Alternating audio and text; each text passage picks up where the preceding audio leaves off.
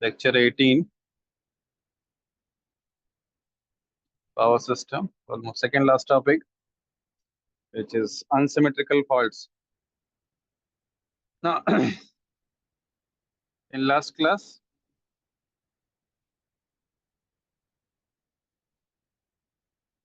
we have seen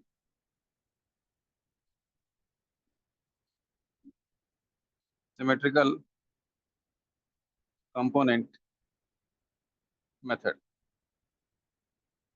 कहता क्या है? Any n phase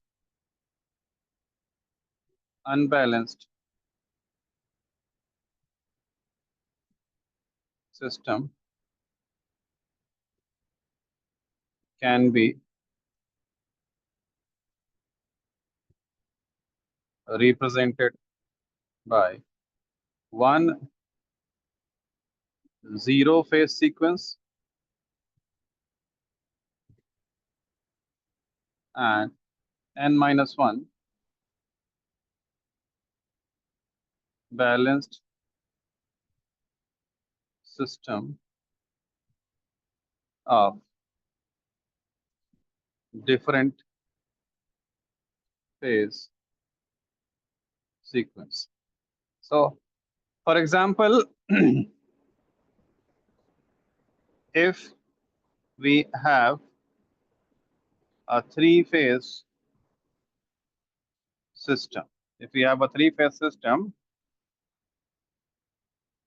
with phases A, B, and C,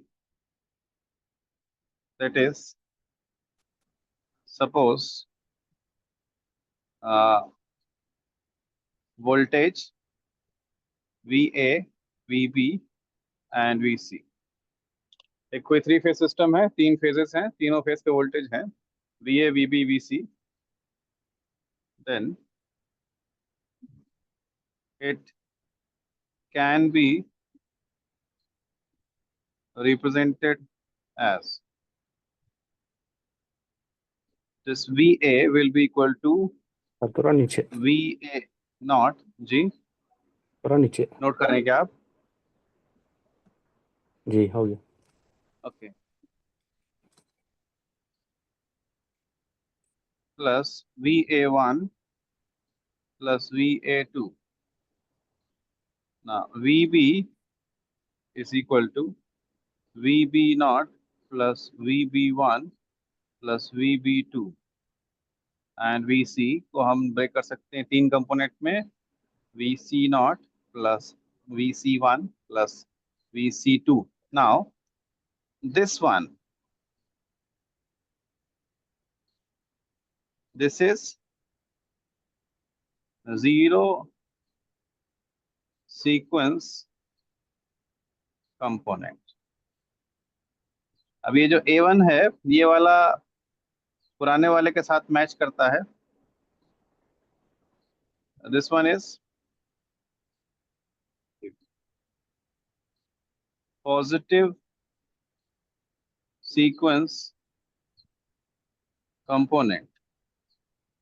The third one is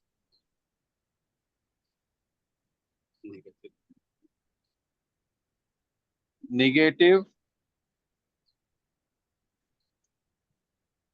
sequence component. और ये sequence भी याद रखिएगा, 0 पॉजिटिव देन नेगेटिव, फिर 0 positive then negative. Till this point कोई दिक्कत किसी को?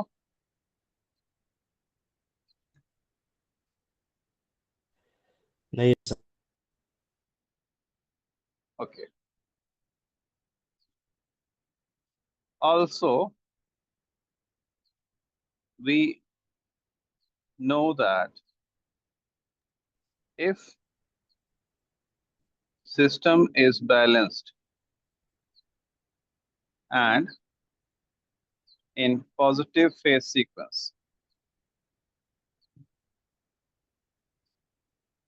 अगर ये सिस्टम बैलेंस्ड होता और पॉजिटिव फेज सीक्वेंस होता, देन VA अगर V एंगल 0 डिग्री है तो VB की वैल्यू V एंगल -120 और VC की वैल्यू V एंगल +120 होता। ये सुनो, जी ठीक। कल की क्लास में हमने देखा था, इसको हम फर्दर कंक्लूड कर सकते हैं क्या? V, this is alpha square V and this is alpha V.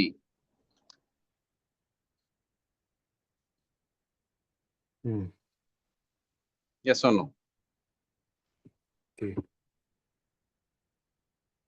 देख लीजिए, समझ लीजिए।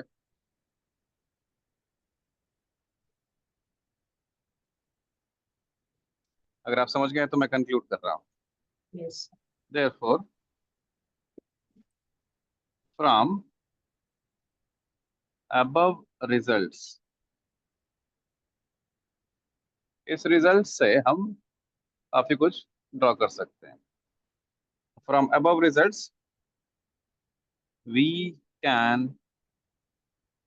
conclude VB1 is equal to alpha square VA1 and VC1 is equal to alpha VA1. Yes or no?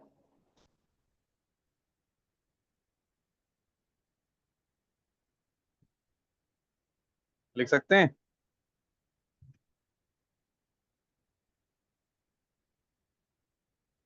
अब ये BB1 पॉजिटिव फेज सीक्वेंस हो गया।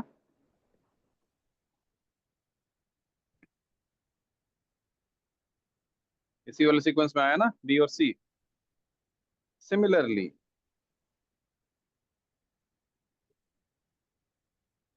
For negative phase sequence VB2 can written as alpha VA2 and VC2 can written as alpha square VA2। ध्यान दीजिए, देखिए ये sequence और ये सीक्वेंस अपोजिट है।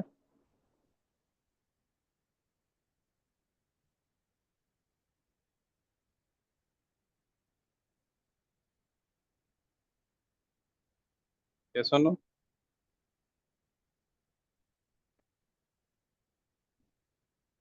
and for zero phase sequence condition क्या था?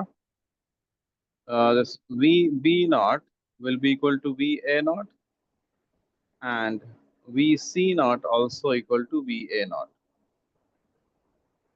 लिख सकते हैं?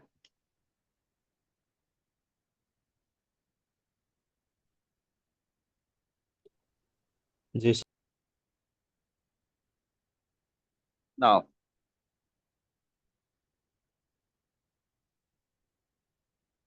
the result can be further written as this VA, VB, VC will be equal to VA naught plus VA1 plus VA2, VA naught plus alpha square VA1 plus alpha VA2, VC equal to VA naught plus alpha VA1 plus alpha square VA2। Check करिए। And further, in matrix form, VA, VB, VC is equal to 1, 1, 1। इस side भी 1 है। Alpha square alpha alpha alpha square row with column. It's VA naught, VA1, VA2.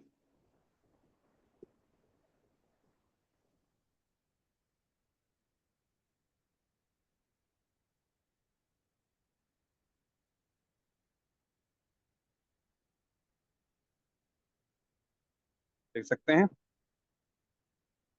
This matrix is called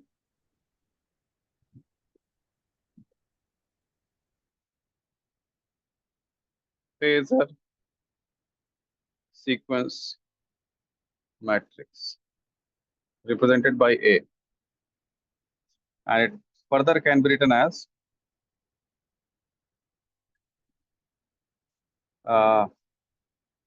क्या जाने दीजिए, इसी को general form मान लीजिए. A matrix again is direct MCQ.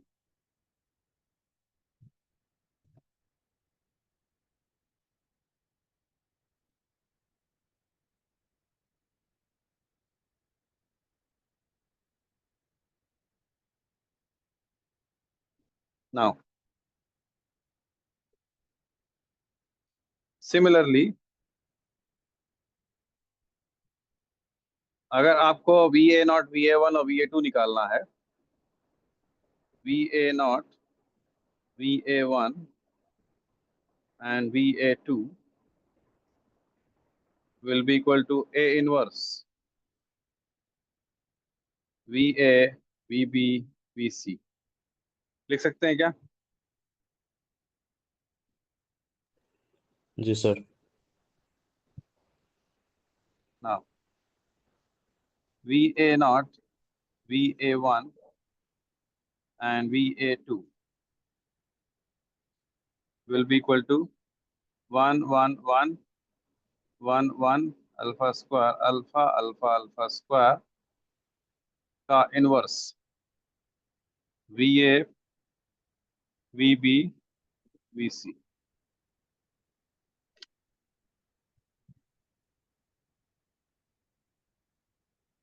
ना, अब इसका इनवर्स आप निकालेंगे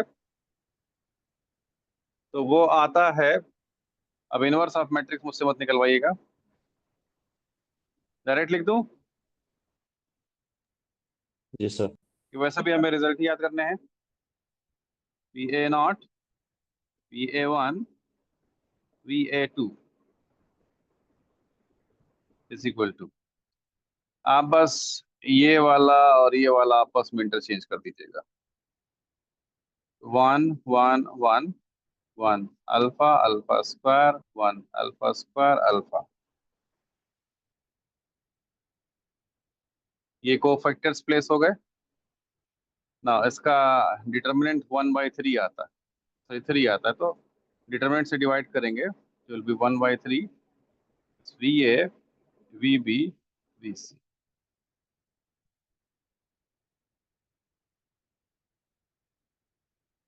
अल्टीमेटली यही है इक्वेशन, लेकिन मैट्रिक्स फॉर्म में याद करना मुश्किल होता है, सीधे लिख देते हैं result. From above matrix equation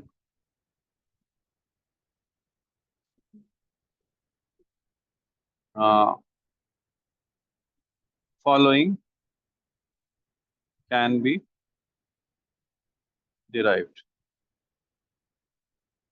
VA naught is equal to 1/3 is VA plus VB plus VC. VA1 is equal to 1/3 VA plus alpha VB plus alpha square VC. VA2 is equal to 1/3 VA plus alpha square VB plus alpha VC.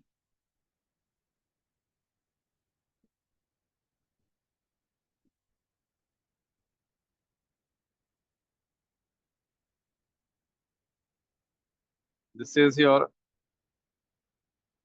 direct formula to remember.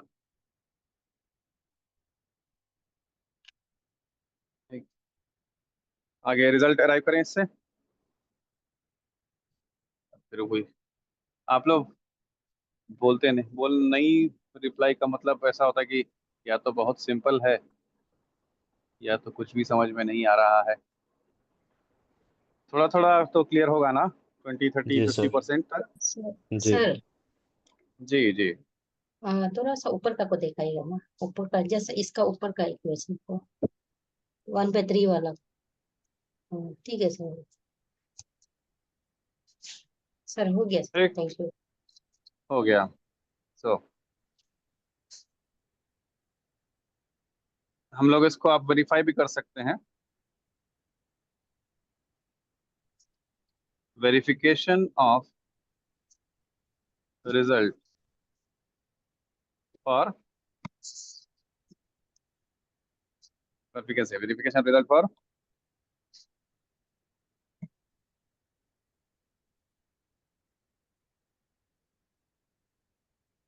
Balance system.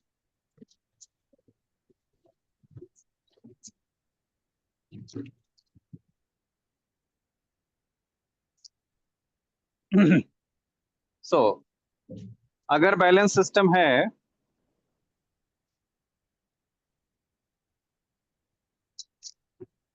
तो it will be VA alpha square VA, that is equal to VB, and that is alpha VA will be equal to VC. Yes or no? जी sir अगर system balanced है तो ये relation follow होगा, जी right ना। अब इस case में हम निकालना चाहते हैं,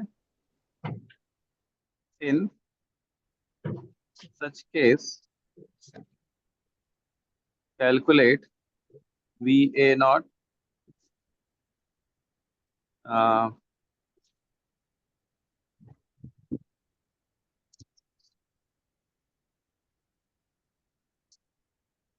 VA1 and VA2. What is VA naught?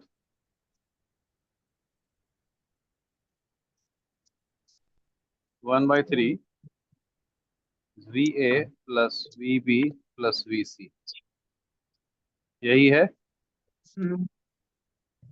VA naught is equal to 1 by 3 VA plus alpha square VA plus alpha VA. VA naught is equal to 1 by 3 VA 1 plus alpha square plus alpha. What is 1 plus alpha square? 0. 0. So this is 0. That means VA naught is 0. This VA1 तो ये 1 Negative by sigma- G, चाहे negative sequence में भी same होगा, negative sequence भी 0 आएगा। Same रहेगा ना। हाँ, this 1 by 3 VA plus alpha VB plus alpha square VC, right?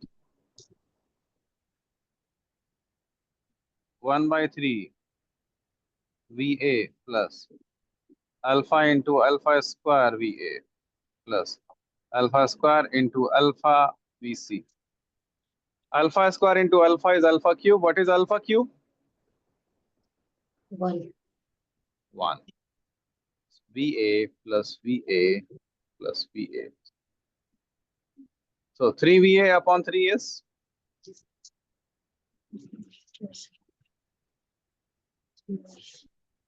now.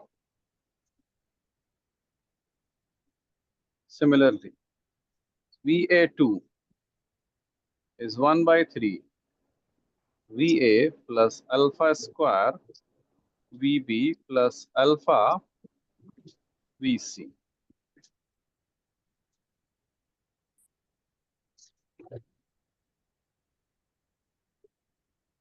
One by 3 VA plus alpha square into alpha square VA plus alpha into alpha VC. What is alpha to the power 4? Alpha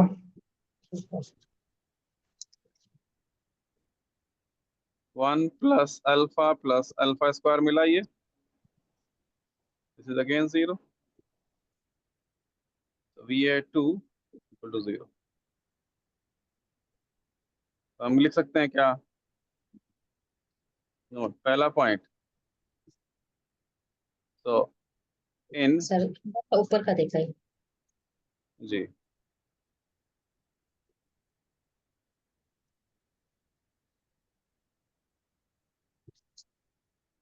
sir ये last का alpha into alpha VA होगा ना?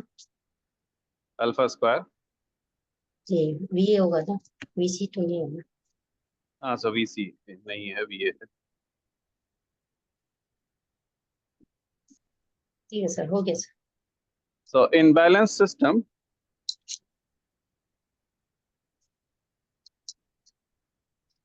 there is no zero sequence component or negative sequence component. So there is only positive phase sequence component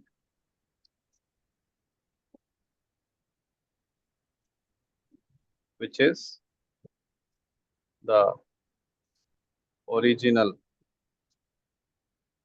phase sequence of system. ठीक ना? तो negative और zero phase sequence मिलेंगे कहाँ पे? Negative and zero sequence components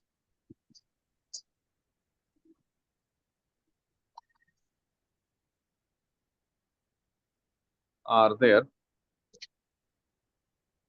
only in unsymmetrical system या unbalanced system.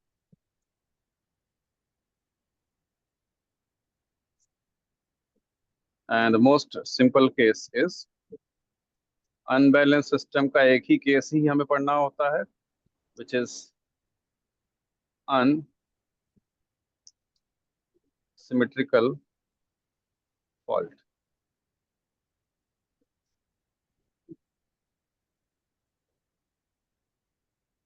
ठीक, तो अब हमें इस पूरे अपनी नॉलेज या जानकारी को यहाँ पे अप्लाई करना है. हमें फॉल्ट होगा, फॉल्ट में पॉजिटिव, नेगेटिव और जीरो सीक्वेंस कंपोनेंट निकालने होंगे करंट्स के या वोल्टेज के. सिचुएशन क्लियर है?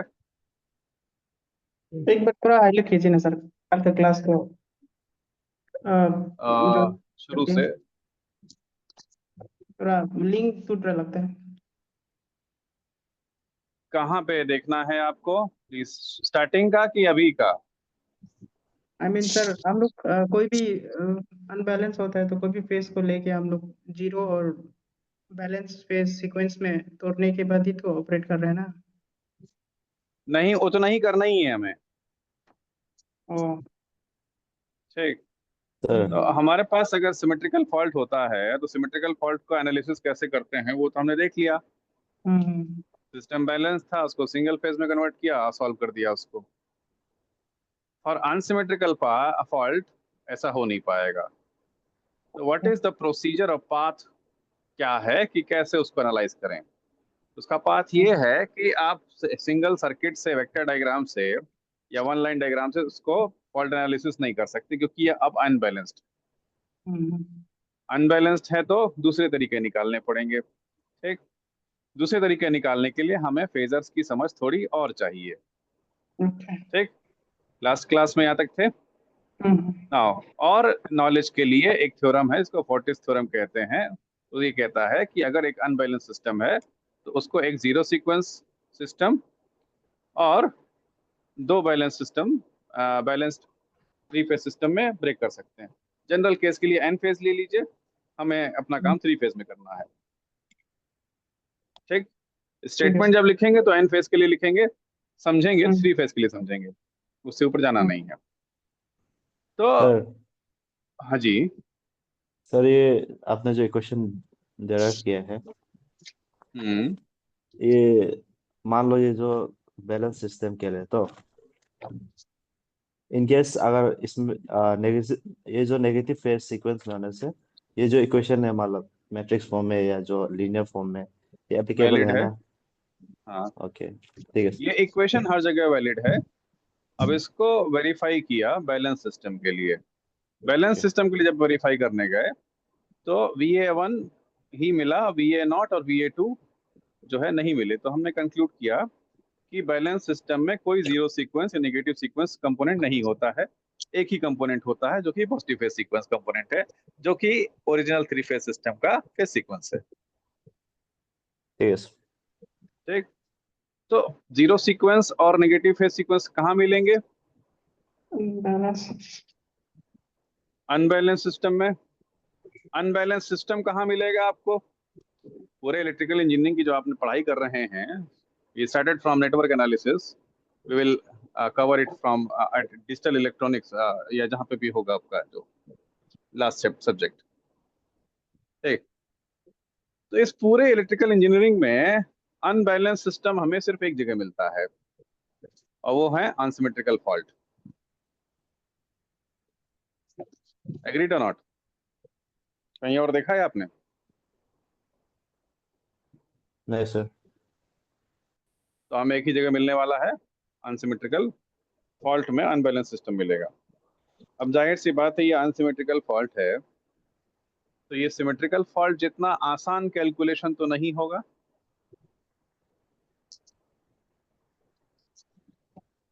थोड़ा टफ होगा। अब इसमें केवल रास्ता दिखाया जाता है, फाइनल रिजल्ट तक हमें नहीं जाना है।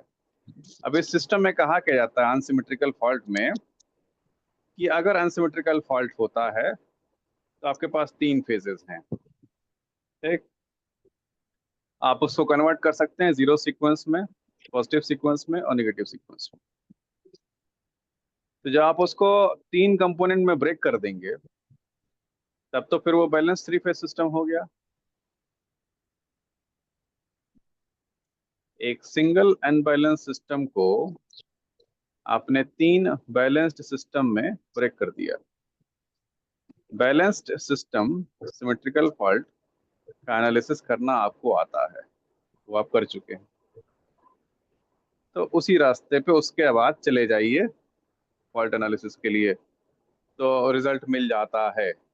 वो जब हायर स्टडीज में जाएंगे तो वो काम करना है आपको। अभी के लिए अगर अनसिमेट्रिकल फॉल्ट होते हैं तो अनसिमेट्रिकल फॉल्ट में क्या होता है, क्या एजम्पशन है, और जो भी रिजल्ट्स मिलते हैं उन रिजल्ट्स को जीरो सीक्वेंस, पॉजिटिव सीक्वेंस और नेगेटिव सीक्वेंस में ब्रेक करके दिखाना है। That's it. ऐसा मत सोचिएगा कि अब एक थ्री फेज ट्रांसमिशन लाइन लेंगे 300 किलोमीटर की, उसमें 110 किलोमीटर पे फॉल्ट करेंगे, अब उसके बाद रिजल्ट निकालने जाएंगे कि ट्रांसमिशन लाइन का क्या होगा और जनरेटर का क्या होगा। वो वहां तक नहीं जाना है हमें। बात समझ रहे हैं? ठीक, अगर आप थोड़ा बहुत डाउट होता है तो एक बार बुक भी पलट लीजिएगा, आपको सिलेबस यहीं तक जाता है। इसके आगे अगर किसी बुक में दिया हुआ है कि आईजे नागराथ में वगैरह में सोल्यूशन दिया, लेकिन और किसी बुक में मिलेगा नहीं ना, तो ये बीटेक के सिलेबस में आता है। आगे चलें। ठीक है सर। अब मैं खुद ही भूल गया कहाँ गया था। चलिए, हमें अनसिमेट्रिकल फॉल्ट का एनालिसिस करना है। अब इसके लिए कुछ एजम्पशंस हैं।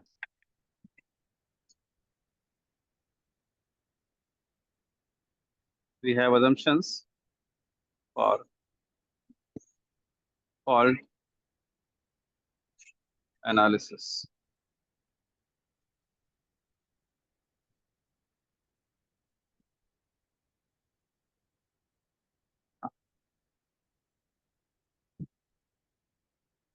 For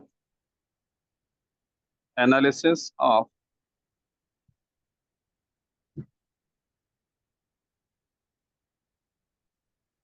unsymmetrical faults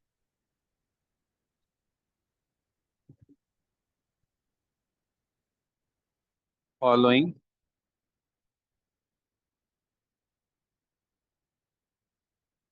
assumptions are made. कुछ assumption हम लोग लेते हैं. पहला assumption और सबसे important assumption है load currents are negligible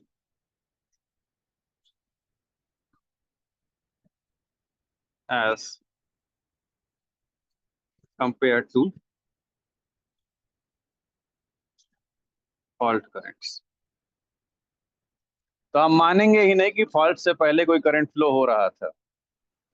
हम लोग ये मानते हैं जब फॉल्ट होता है तभी करंट फ्लो करता है, नहीं तो करंट था ही नहीं, क्योंकि वो इतना कम होता है as compare to fault current. Second important point, so the network impedance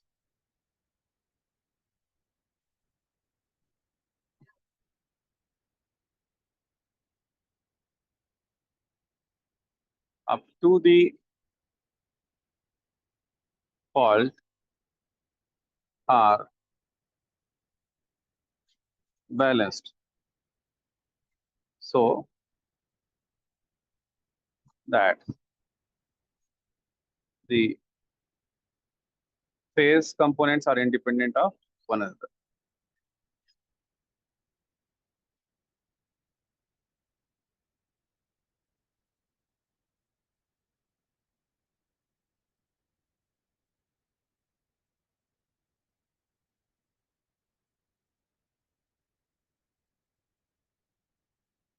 second point अगर आपको समझ में नहीं आया है, इसको शॉर्ट फॉर्म में समराइज कर दूंगा. तो मान लीजिए दो वायर हैं, सेंडिंग एंड रिसीविंग.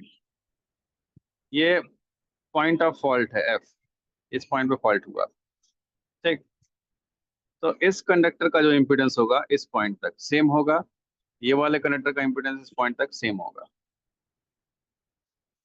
करंट बस कम ज्यादा हो सकती है फॉल्ट के समय. हो सकता है इस पे single line to ground fault हो जाए, इसकी करंट बहुत ज्यादा हो जाए, यहाँ पे करंट 0 एम्पियर है. ठीक, करंट अनबैलेंस हो सकती है लेकिन इम्पीडेंस बैलेंस्ड रहेगा. इस इतने डिस्टेंस का इम्पीडेंस फेस का अलग अलग नहीं होगा. दोनों पॉइंट क्लियर हैं? We have Yes, sir. Third point. By convention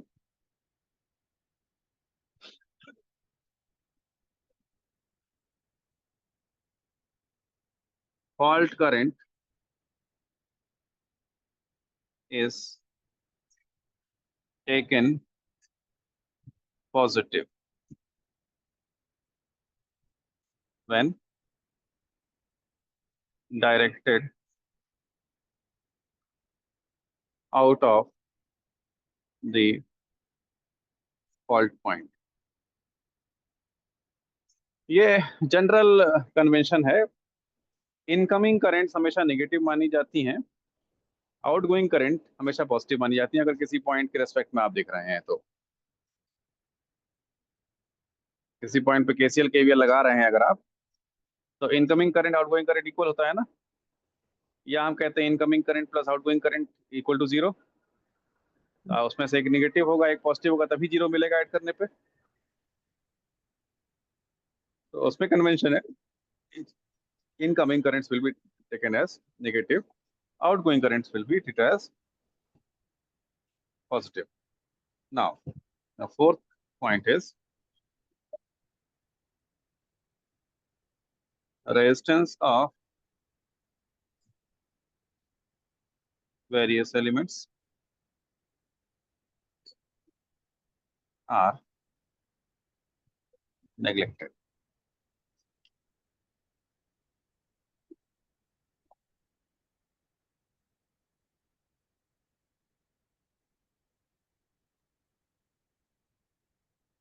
sir second point में सर अगर बैलेंस नहीं होने से फेज सीक्वेंस क्या डिपेंडेंट होगा क्या एक दूसरे फेज सीक्वेंस? अब डिस्टेंस पे भी डिपेंड कर जाएगा, बहुत तो डिस्टेंस बैलेंस पे रहने डिपेंड से करेगा तो बहुत। Impedance is balanced means what, उस पॉइंट तक तीनों इम्पिडेंस इक्वल है।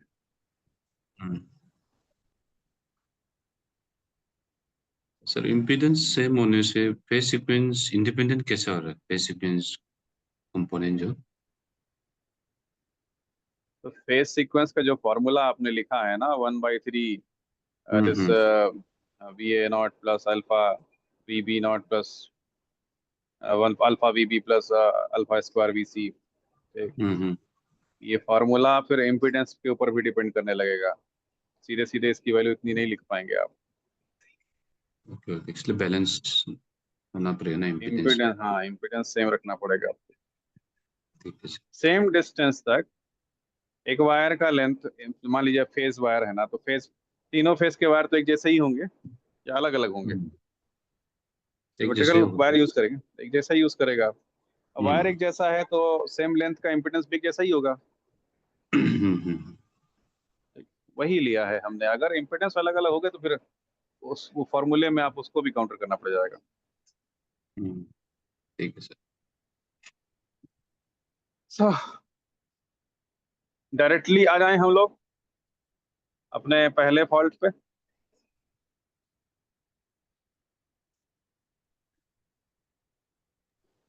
जी sir.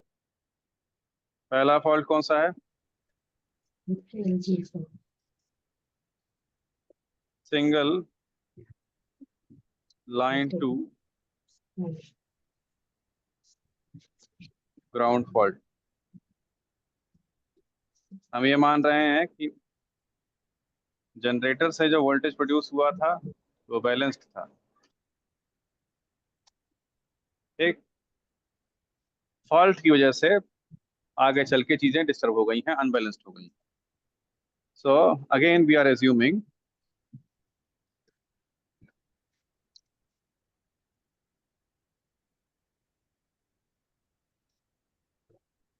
that voltage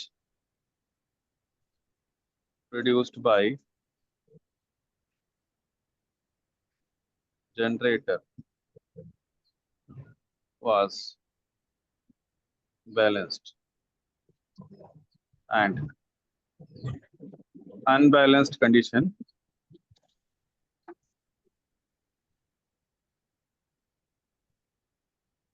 arised due to fault.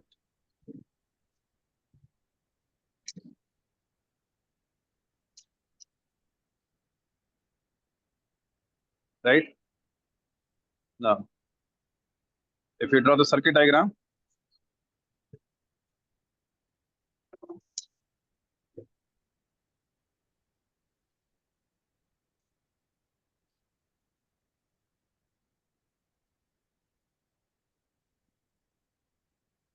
phase A, phase B, phase C. This is a fault point.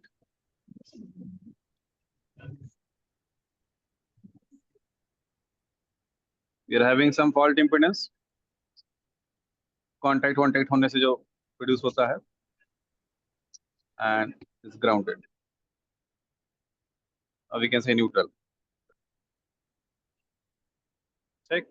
अब फेज ए में जो करंट है, दिस इज IA, वो आगे नहीं जाएगा, सीधा सीधा पूरा करंट इधर आ जाएगा। ठीक। And we have IB equal to 0, IC equal to 0। आप में से कोई कुछ पूछ रहा था क्या? अभी हम लोग RY फेस नहीं बोल के नहीं पड़ेगा ना, ABC फेस बोल के बोल पाएगा। डिपेंड करता है, ये छोटी बात है बेटा, ये तो आप किसी भी चीज से रिप्रेजेंट कर, आप किसी में जाओगे तो 1 2 से भी रिप्रेजेंट होता है। ठीक है सर। इसमें ऐसा कोई रूल नहीं है RY करने का।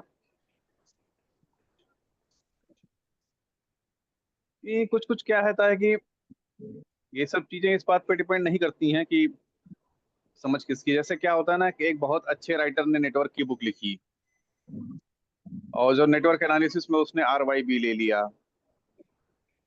अब उसके बाद नेटवर्क की जितनी बुक लिखी जाएंगी सब में RYB लिया जाएगा। अब किसी ने मशीन की बुक लिखी, उस मशीन की बुक में 1 2 3 ले लिया, आप देखेंगे वो मशीन की बुक में सीक्वेंस 1 2 3 लिया रहता है, तो वहां पे 1 2 3 करके चल गया, कॉमन हो गया। किसी ने यहाँ ABC ले लिया, यहाँ ABC कॉमन हो गया। ऐसा नहीं है कि आप RYB नहीं कर सकते या 1 2 3 नहीं कर सकते, जिस जो लैंग्वेज समझ में आए उसके उसमें लिख सकते हैं। ठीक है, Yes. तो we have circuit diagram. Again assuming fault impedance is ZF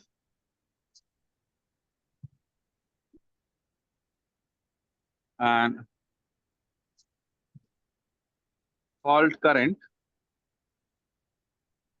is I am taking IAF fault current is equal to IA। तो ऐसा नहीं है कि B और C में करंट है नहीं, बात समझ रहे हैं? ऐसा नहीं है कि B और C में करंट नहीं है, B और C में करंट है लेकिन इतनी कम है कि फॉल्ट करंट के रेस्पेक्ट में वो नेग्लिजिबल है। सर ये ग्राउंडिंग का इधर में क्या लिखा है, R लिखा है ना N लिखा है? न्यूट्रल, कभी कभी ग्राउंड का मतलब क्या होता है बेटा, अगर एक 3 फेज 4 वायर सिस्टम होता तो 3 फेज वायर एक न्यूट्रल वायर भी होता है ना। LG फॉल्ट का मतलब होता है फेज वायर का न्यूट्रल वायर से मिल जाना।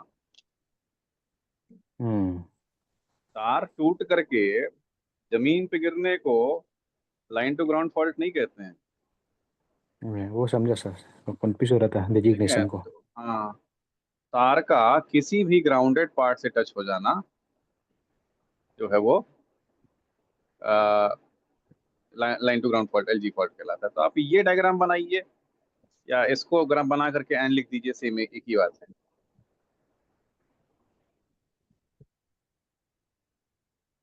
सर जी, सर ये फॉल्ट इम्पीडेंस लाइक कैसे वो कहाँ से आया, लाइक ये ग्राउंड और ये जो लाइन है उसके बीच में ना total impedance. Total impedance like fault से लेके जो ग्राउंड के बीच का हो।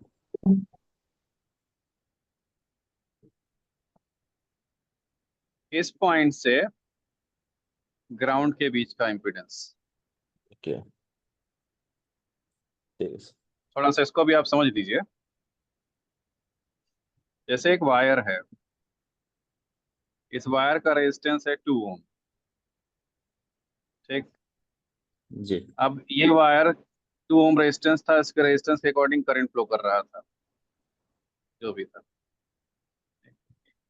अब ये एक वायर दूसरे वायर के साथ टच में आ जाए, ये सॉलिड तो हुए नहीं, ऐसा तो नहीं कि आप जो है उसको क्या मेल्ट करके फिक्स कर दिया है, सिर्फ कांटेक्ट में है ना। जी तो इस कांटेक्ट पॉइंट का रेजिस्टेंस कम नहीं होता है कि अगर आप number of point of contact देखने जाएंगे तो बहुत कम रहते हैं,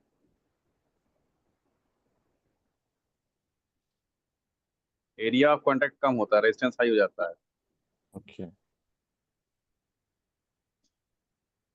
it is called fault impedance. ये लगभग लगभग लाइन इम्पीडेंस के रेंज का ही होता है।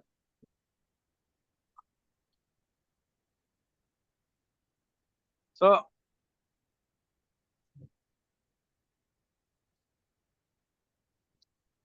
clearly it is an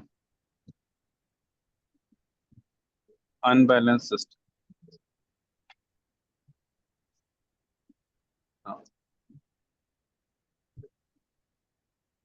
it can be transformed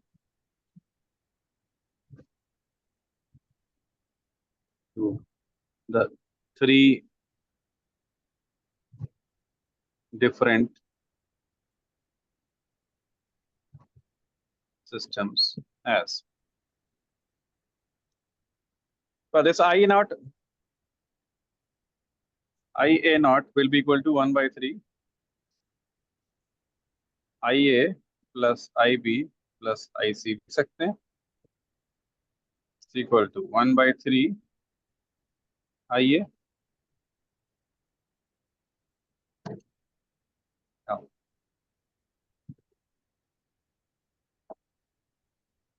IA1 is 1 by 3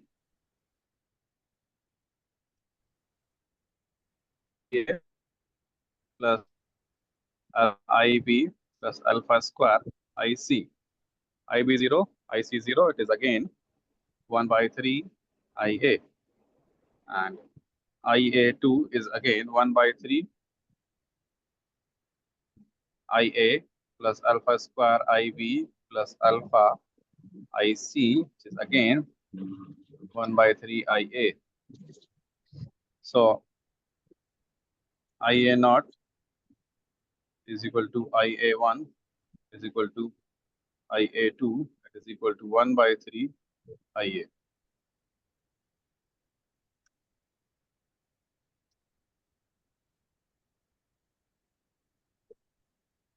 sir आप वो सर लाइन टू ग्राउंड और sir line to neutral pole sir आप जो अलग है बोल रहे हैं क्या? सेम ही बोल रहे हैं, वो सेम है बोल के? वो भी LG फॉल्टी होता है। हम्म, 3 फेज 4 वायर सिस्टम कहाँ मिलेगा आपको? वही सर डिस्ट्रीब्यूशन साइड में। स्टार कनेक्टेड वाइंडिंग में, star connected winding of transformer, neutral point is always grounded.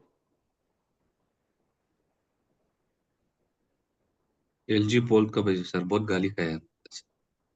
क्या हो गया? अच्छा, आप वो डिपार्टमेंट में, पोल गाली देते रहते फोन करके। चलिए अभी यही बनने के बाद नहीं मिलेगा आपको, आपका जेई तो मिलेगा। वापस आइए सब्जेक्ट पे, डिस्ट्रैक्ट हो रहे हैं। टिल दिस पॉइंट किसी को problem?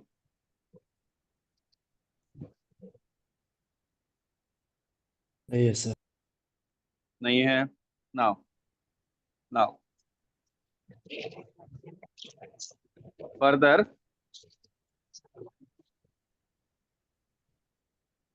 if we calculate the voltage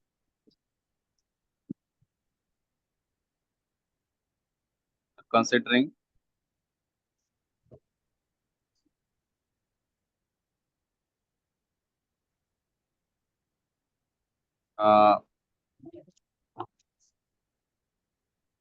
symmetrical impedance. So VA naught will be equal to EA naught minus ZA naught IA naught. VA1 is equal to EA1 minus ZA1 IA1. VA2 is equal to EA2 minus ZA2 IA2. लिख सकते हैं?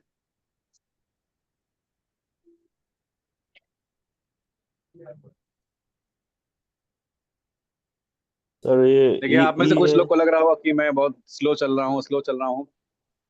इस subject का यही speed है बेटा, नहीं तो नहीं समझा सर इसको। भूल आए। कुछ वोल्टेज अल्टरनेटर से प्रोड्यूस हुआ है ना? जी ओके ठीक है। ठीक, वो जो वोल्टेज प्रोड्यूस होता है अल्टरनेटर में, उसको हम ईएमएफ कहते हैं। और उसके बाद करंट फ्लो करेगी तो ड्रॉप होगा, ड्रॉप होने के बाद जो बचेगा वो वोल्टेज होगा पॉइंट ए का या फॉल्ट पॉइंट का।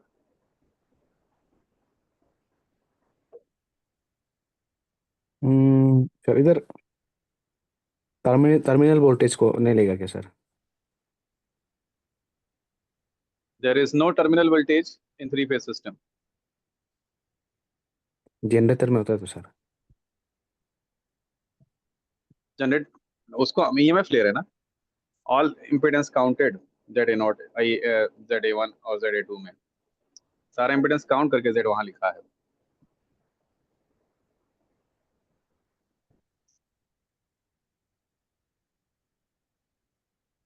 तो सेकेंड बेटा वाला देख पार्ट ही लीजिए, था। सोच लीजिए, समझ लीजिए, जो पॉइंट जो लाइन समझ में नहीं आ रही है पूछती जाइए। Second line, which one? V not E sir terminal voltage है ना।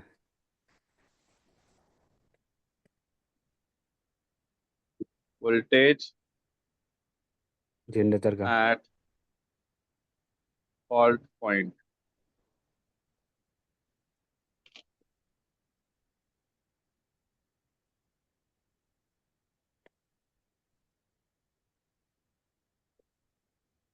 Sequence voltage at fault point है ये।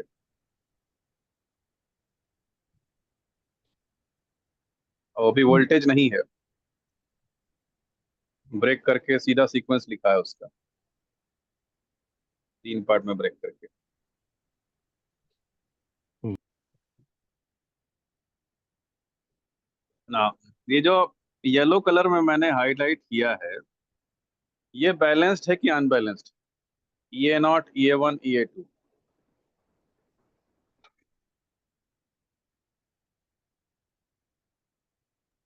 बैलेंस का होगा तो Balance के लिए बैलेंस्ड होता है। होगा, स्टार्टिंग में लिखा भी था। Zero.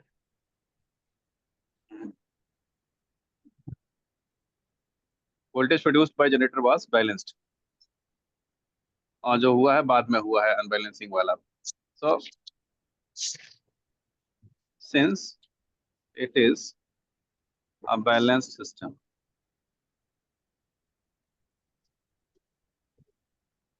क्योंकि ये बैलेंस सिस्टम है, देयरफॉर EA0 की वैल्यू कितनी होगी?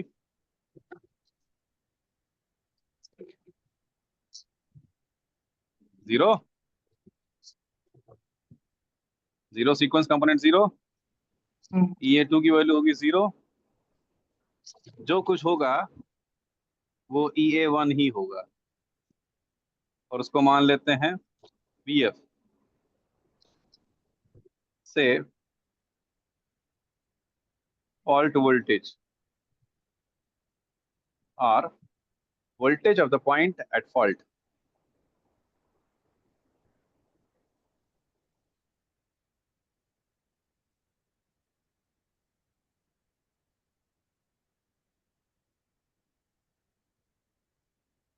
आगे चले। जी sir. Now we know that VA is equal to VA naught plus VA1 plus VA, which is equal to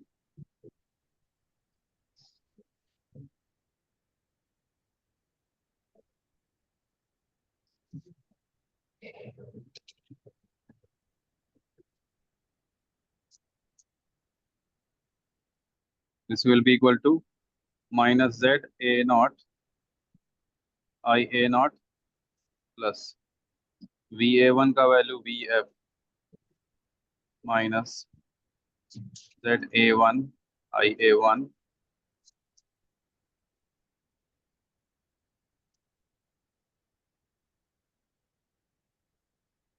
minus ZA2 IA, zero put करने के बाद।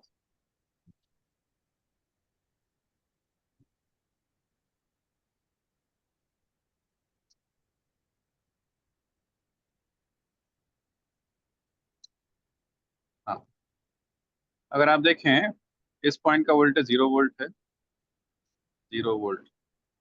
जो करंट आ रही है इधर से आ रही है, ये ड्रॉप कितना हुआ? IA into ZF, hmm, that is only VA। तो VA की वैल्यू आप पुट कर सकते हैं ZF into IA from circuit diagram is VF minus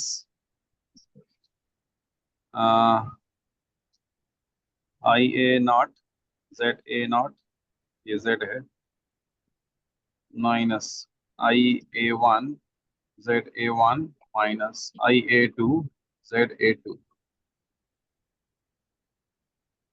अब IA0 IA1 और IA2 बराबर है ZF into IA is equal to VF minus IA by 3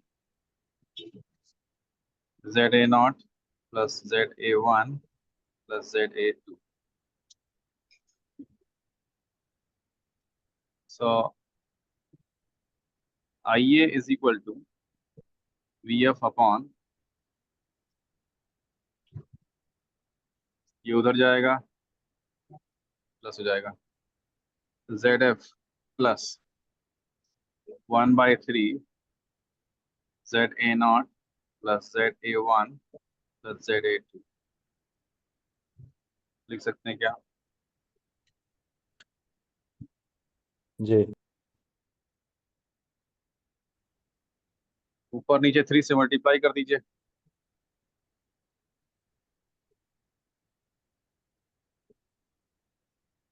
So this is IA, and similarly IA0 is equal to IA1 is equal to IA2 is equal to VF upon ZA0 plus ZA1 plus ZA2 plus 3 ZF।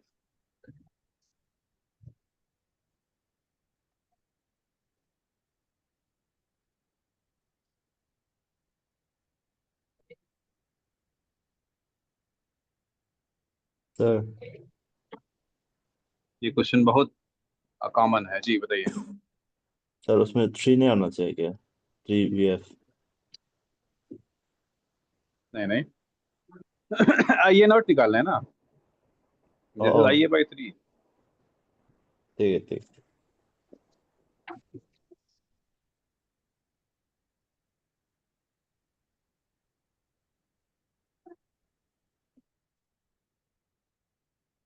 Again,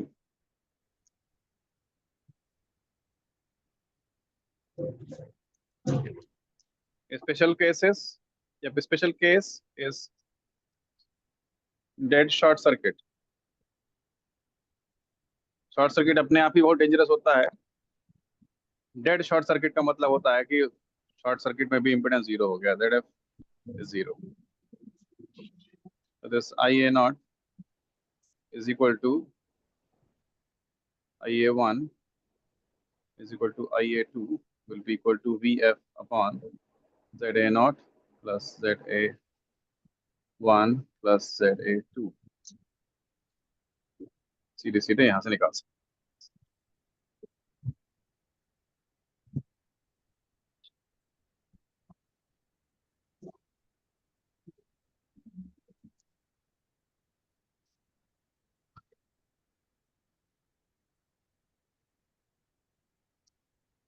आगे चलें।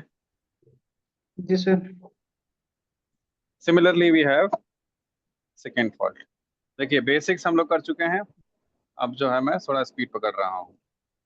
Sir dead short second type circuit of fault, क्या कहाँ मिलेगा? अरे hypothetical condition, okay okay. Anything ideal, कुछ ideal होता है क्या? किसी पॉइंट का इम्पिडेंस जीरो हो सकता है क्या, कांटेक्ट पॉइंट का? नहीं नहीं, कुछ तो होगा रेजिस्टेंस। कुछ तो होगा, वो भी नहीं है तो मान लेते हैं कि डेड है। Next one is line to line fault.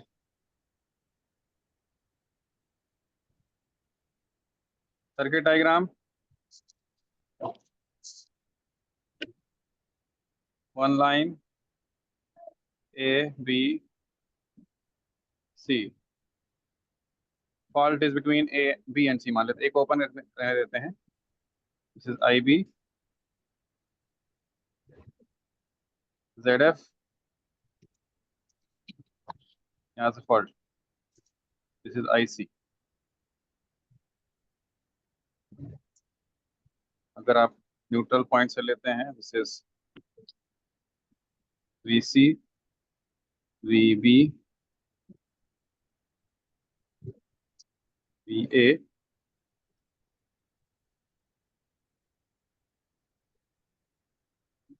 and this we have IA equal to 0.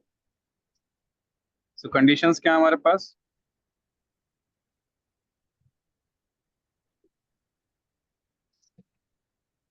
Conditions are IA diagram को equal तो to 0,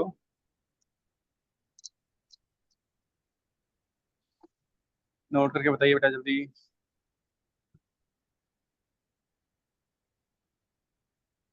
ठीक है सर, हो गया? जी IB equal to minus IC, VB minus VC is equal to ZF IB. Fault current is IF is equal to IB मान रहा हूं मैं।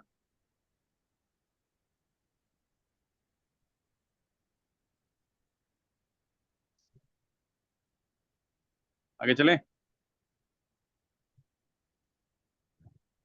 Therefore, IA naught equal to 1 by 3 IA plus IB plus IC is 1 by 3, IA की value 0 है, plus IB, IC की value minus IB है, this is 0. IA1 is equal to 1 by 3 IA plus alpha IB plus alpha square IC is 1 by 3 0 plus alpha IB minus alpha square IB.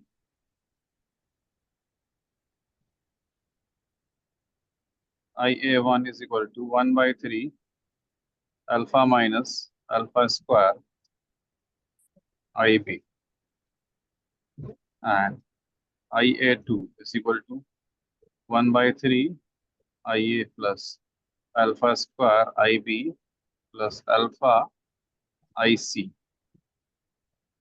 which is equal to 1 by 3 0 plus alpha square IB minus alpha IB. So IA2 is equal to 1 by 3 ये हो गया alpha square minus alpha IB. So the relation we have IA1 is equal to minus IA2. Transformation से हमें 4 result मिले हैं, IA0, IA1, IA2 का value, IA1 and IA2 में relation.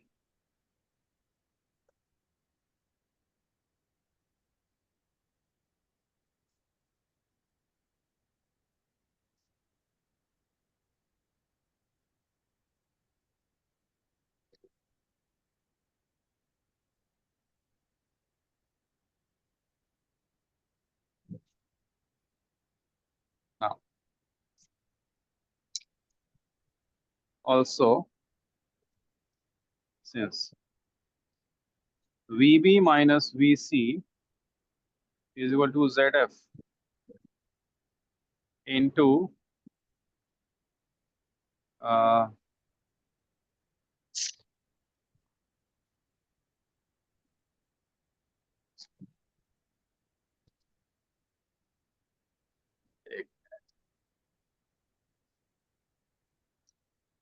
हाँ इंटू IB लिख सकते हैं ना, यही लिया है हमने।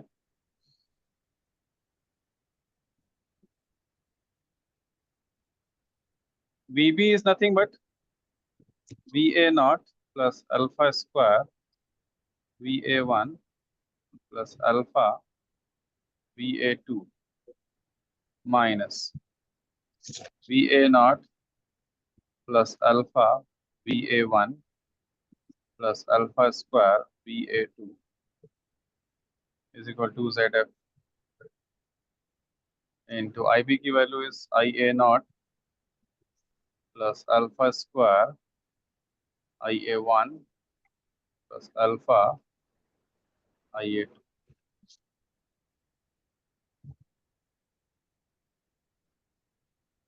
That means यहाँ पे अब ये कैंसिल हो जाएगा, alpha square minus alpha VA0 cancel, VA1 minus alpha square minus alpha ZF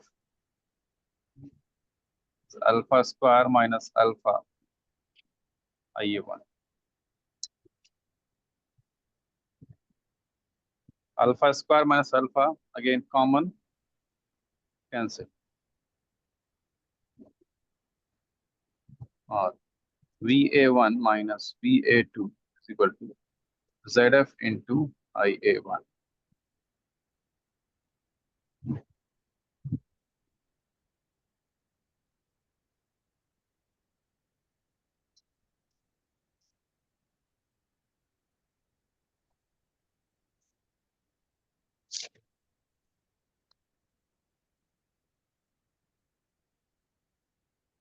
equation हमने लिखा नहीं है.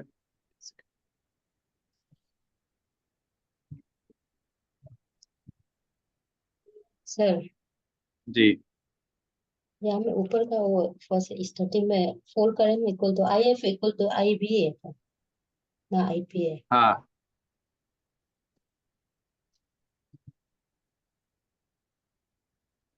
सर IP ना हम्म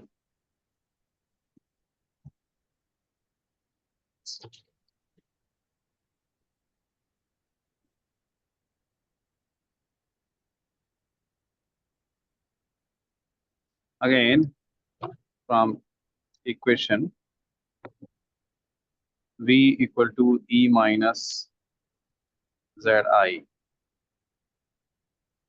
हमने ऊपर भी लिया था ना, E0 E1 E2 will get same वही है पिछले बार जैसा, is equal to minus ZA0 IA0 VA1 is equal to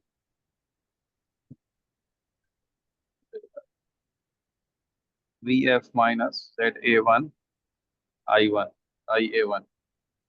ये हर जगह सेम रहेगा,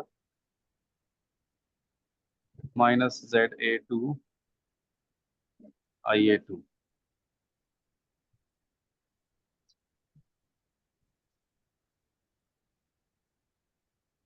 Now combining the equation, again आपको रिजल्ट याद रखना है अभी, VA1 minus VA2 is equal to VF minus ZA1 IA1 plus ZA2 IA2.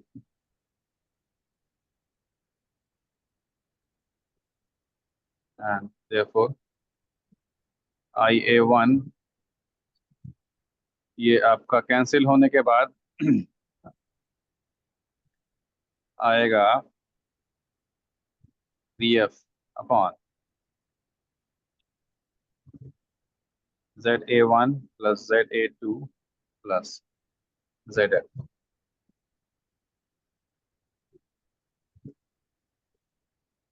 Again, now what is IF? IF is equal to IB is equal to IA0 plus alpha square IA1 plus alpha IA2. Now put the values. We'll get the fault current.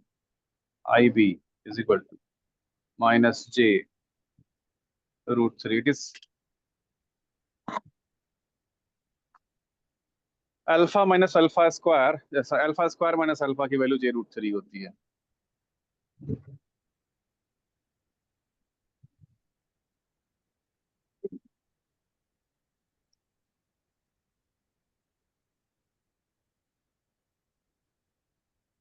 VF upon ZA1 plus 2 plus ZF.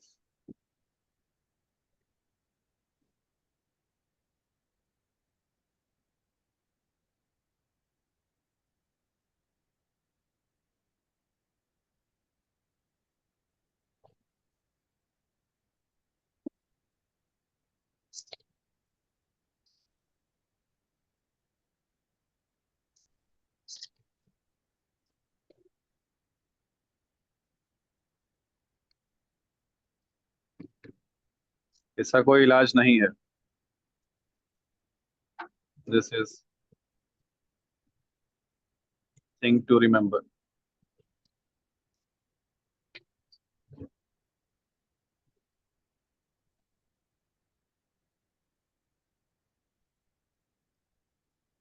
तीसरे वाले का भी आपको सीधा सीधा result ही जानना है.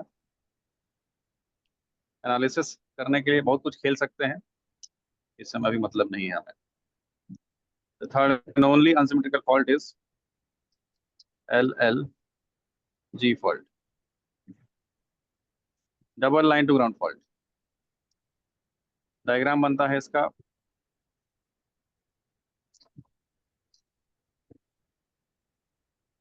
A, B, C. This we have IA equal to 0.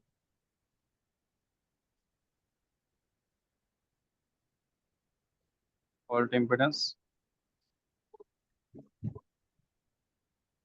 C से fault impedance. Ground fault impedance. Now it will be connected to 0 volt. And this is IB. This is IC. Here the current is IB plus IC.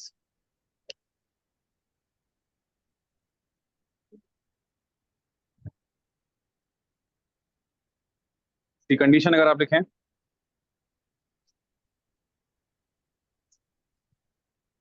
conditions are IA equal to 0, VB is equal to ZF IB plus ZG IB plus IC.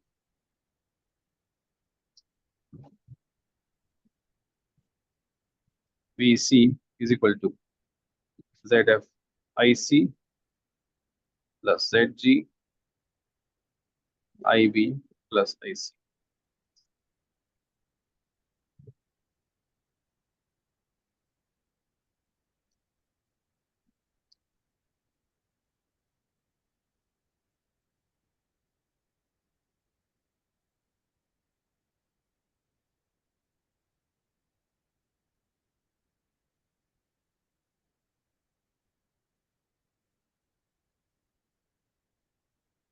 Most possible cases अगर आना भी होता है subjective में तो single line to ground fault ही आता है, इससे ज्यादा प्रूफ करने को नहीं आता.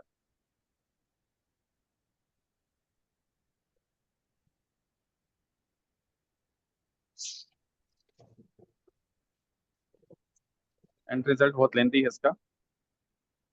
The equation we get is VF minus ZA1 plus ZF IA1 is equal to minus ZA2 plus ZF IA2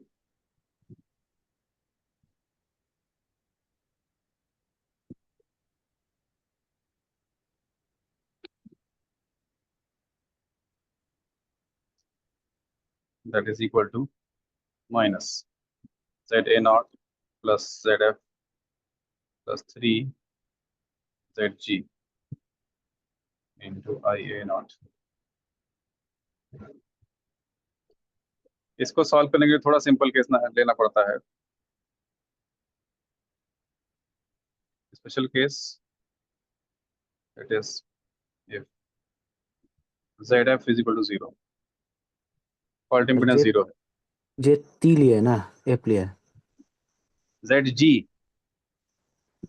sorry, ये फॉर्मूला में F 3 ZG का आगे वाला coefficient ZF ZF।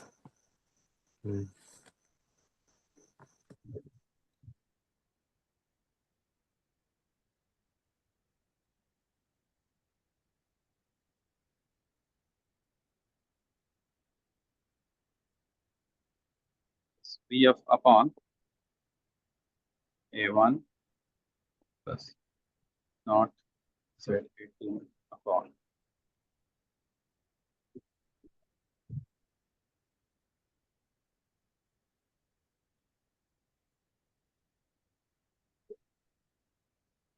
this is again direct MCQ problem.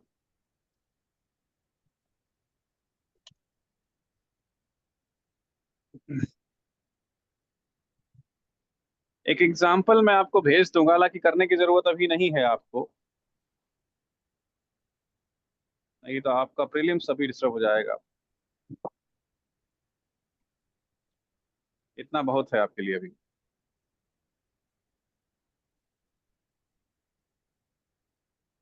Sir power system में इतना ही देखना है मतलब ना। बस सर जनरेटर ट्रांसफार्मर को छोड़ेगा। बिल्कुल। अभी जब आप मेंस में आएंगे ना प्रीलिम्स के बाद, तो उसमें आप 50% सिलेबस जो है केवल पावर सिस्टम ही पढ़ेंगे। उसके बाद एक्स्ट्रा पढ़ने के लिए कुछ नहीं है बाकी किसी सब्जेक्ट में। नेटवर्क ऑल पूरा वही है, मशीन पूरा वही है।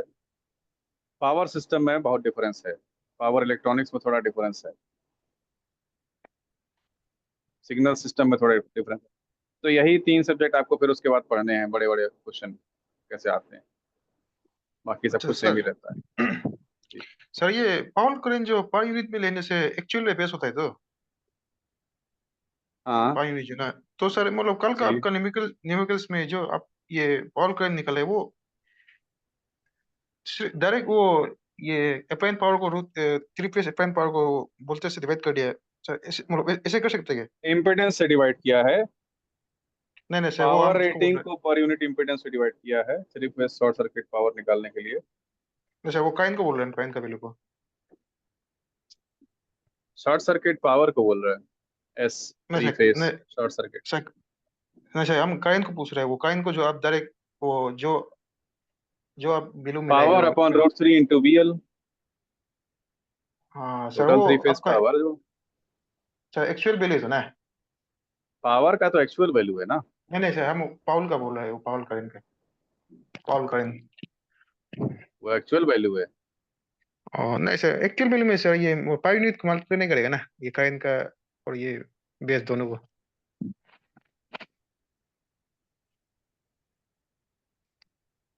कहाँ पे बोल रहे हैं आप?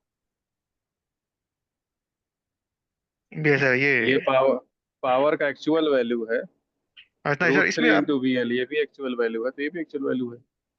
नहीं सर वही बोल रहे हैं मतलब आप डायरेक्ट फॉर्मूला में सर कोई कोई होता है मतलब पाउल करेंट जो मतलब एक्चुअल पर यूनिट पर इनटू इनटू बेस जो अब ये मिला है, ये अभी का ये ऐसा होता है तो। उस मेथड से भी निकाल सकते हैं, सेम ही चीज है। नहीं सर, उसमें वैल्यू अलग आता है वो। अलग आएगा तो मेथड एक गलत हो जाएगा बेटा, एक ही मेथड सही होगा। नहीं सर, उसमें तो सर मिल्टन थ्योरम यूज करना पड़ेगा तो उसमें तो वोल्टेज उसमें 2 मेथड जो, हैं, बुक में भी 2 मेथड लिखा रहता है, मेथड 1 मेथड। मैंने दूसरा मेथड बताया ही नहीं आपको, इसलिए नहीं बताया, क्यों कंफ्यूज करें आपको 4 तरीके बता करके। इसी से करिए ना।